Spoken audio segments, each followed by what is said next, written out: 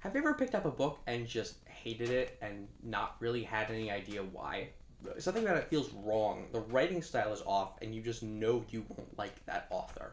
And if so, have you ever picked up another book by the same person and discovered you were wrong? Today we're going to talk about a very unique experience I had and a particularly incredible book that I've been putting off reading for a very long time.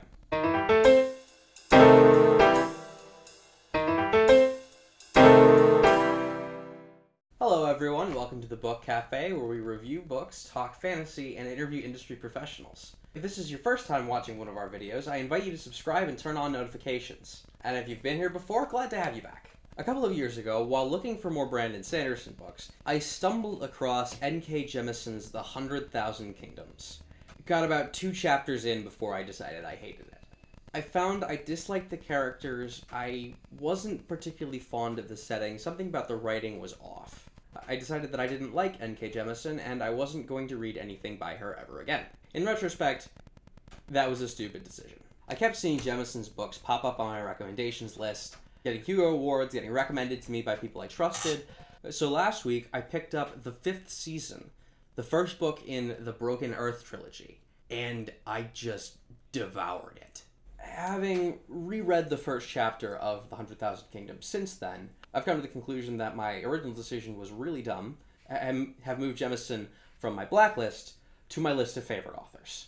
The 5th season is set in a world that is so post-apocalyptic that there are scholarly debates in-universe as to what constitutes a proper apocalypse. By stretching the definition, there have been at least 20 in recent history, because their planet's tectonics have more or less gone completely insane. There are now, technically, 5 seasons. Winter, spring, summer, and fall move in their normal yearly cycle. The 5th season comes sporadically. It's when a seismic, tectonic, or volcanic event sprays enough particulate into the atmosphere that it causes a winter that lasts several years. The entire culture of this world is based around preparing to survive these cataclysms. And as a result, you'd think that Origines, people who are capable of controlling tectonic activity with their minds, would be extremely respected. Except, Origines are born with immense power and very little control.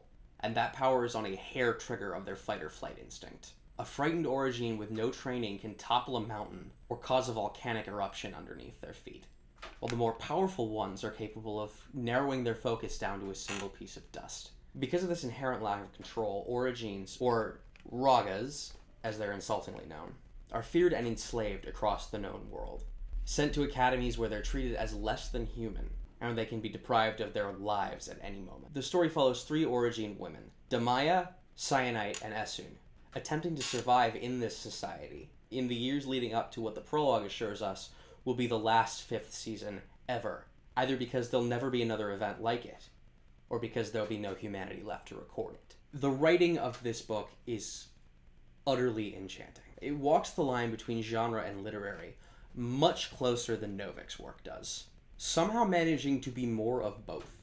And if you've seen my reviews of Naomi Novik's recent works, you'll know that that is an extremely high compliment.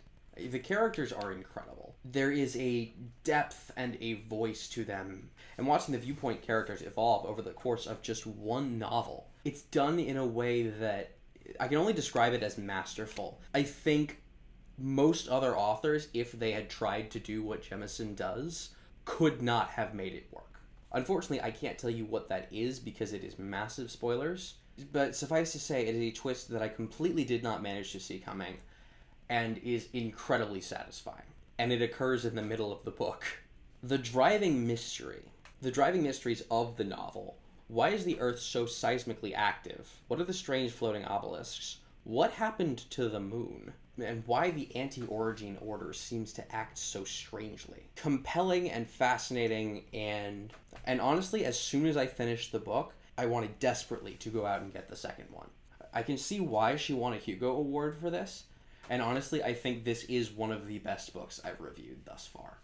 So, I'm giving it the coveted collect every edition rating. If you get the chance to read the 5th season, please do so. It's not a bubblegum book. It requires a little extra brain power. But once you pick it up, I swear to you, you will not be able to put it down, and you will not regret reading it. So I've already chosen the book for next week. Mike Lockman suggested I pick up The Golem and the Jinni, and I'm reading it. I'm partway through, and you'll have to wait until next Sunday to get my opinion. But I'll be tweeting out some of my thoughts until then. If you enjoyed this video, be sure to show it by clicking the like button. Click here on the dragon to subscribe, or here for more videos like this from the Book Cafe. I will see everyone on Sunday. Until then, read good fantasy.